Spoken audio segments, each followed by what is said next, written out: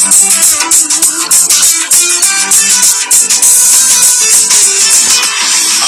durun tağdın ruhi,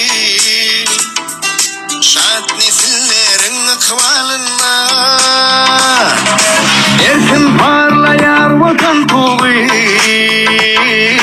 arkadağın ak yoluna.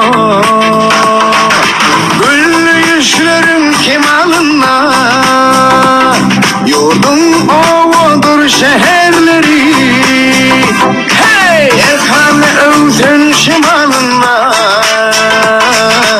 arzuludur her değerleri. Bahtiyarlık dinlediksen kalmamadın bahari. Arkadan Türkmenistan arvaşlığın vatanı. Bahtiyarlık dinlediksen kalmamadın bahari.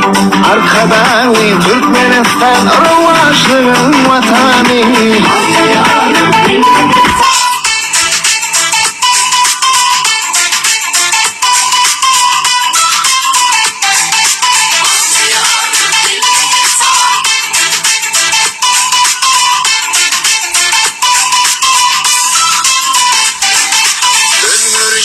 bilindi galyar, kaynap coş yaşadık şovkunu.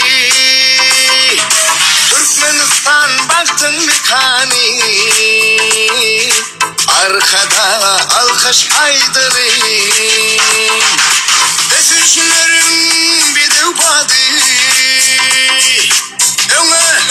öne var yar.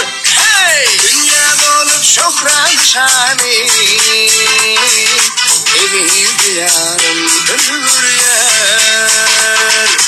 Bahtiyarlık dinlediksen kalmamadın bahari. Arkadan Türkmenistan arvaşlığın vatanı.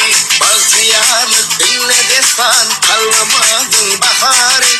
Arkadan Türkmenistan arvaşlığın vatanı.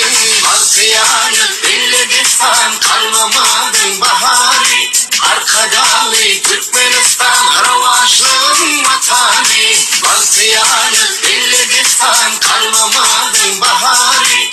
Arkadan Türkmenistan arvaşlığın vatanı. Bahtiyarlık dinlediksen kalmamadın bahari. Arkadan Türkmenistan arvaşlığın vatanı.